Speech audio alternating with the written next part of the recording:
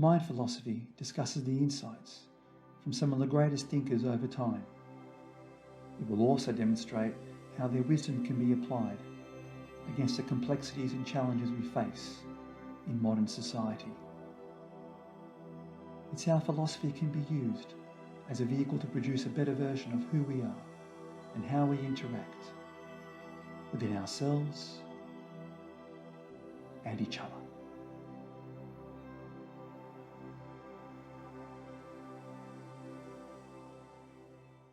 There is much that happens in our lives. We so easily get caught up in the daily hazards of humanity, our constant race to stay competitive through the peering eye of another. This turns our story today to something we all have, life's great equalizer: time. Time is a finite resource. We tend to quiver on how little we have of it, to avoid the tasks that we don't like. Yet, we tend to borrow copious amounts of time for things we want to do. Whether we realise this or not, we devote so much of our time to things that are not living, things that drain our energy as opposed to fulfilling it. In order to understand the element of time is to determine whether we own time or simply be its tenant, which is the legacy of Stoic philosopher Seneca.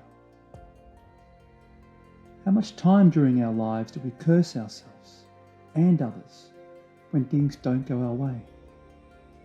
We will quiver over our possessions, plunge ourselves into groundless sorrow, gritty desire, foolish joy, little realising what is left of ourselves as a result.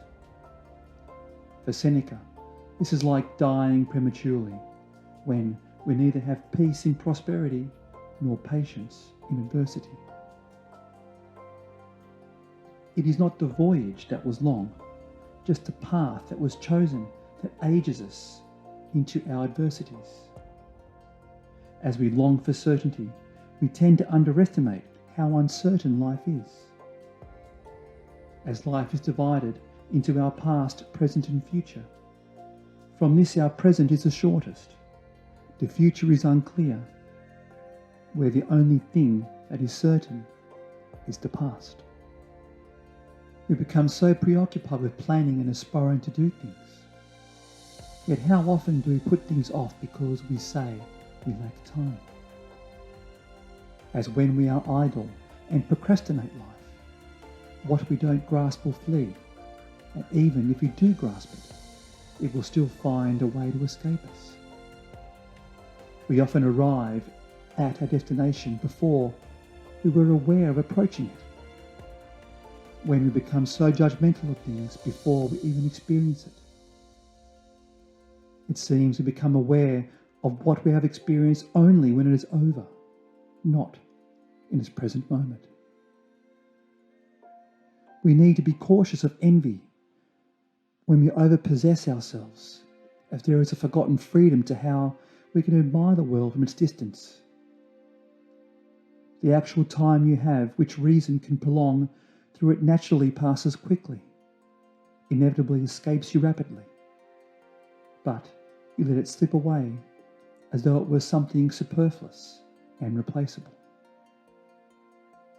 Seneca tells us that our lives can be very short if we forget the past, neglect the present, and fear the future. As when we are so consumed in our pits of paralysis, the act of living in itself becomes so unimportant to us, where for many, it's not realised until it's too late. Yet, it is never too late to realise ourselves from the trap of procrastination. If we have a robustness of mind to look beyond the absurdities, time is something that can be plentiful and fulfilling in each moment. Time is a bounds of what we make from it.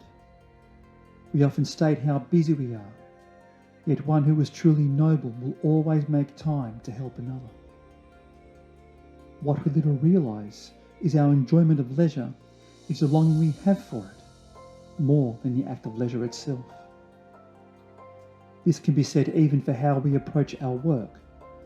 We spend so much time dreading it, rather than to embrace and endure ourselves through each task. There will always be anxiety present in our lives, and with it, its causes. Yet, when we constantly procrastinate, it takes precious time away from looking within ourselves.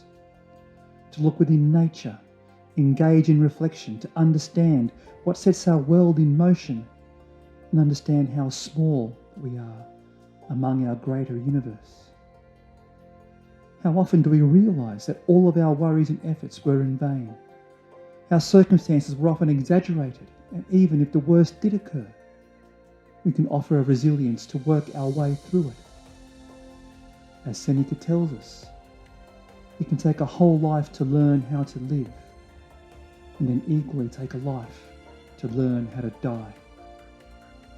Through time we become wise, sift in shame, forgive our transgressors, to heal, to vent, to reflect.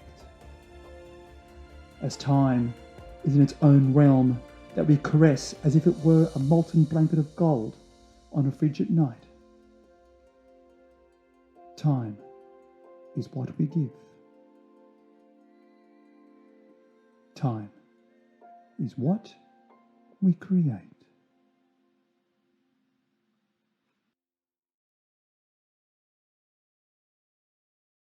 Thank you for watching.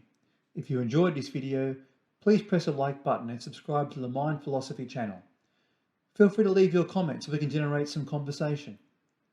A new video is uploaded each Wednesday, so I'll see you again on our next journey.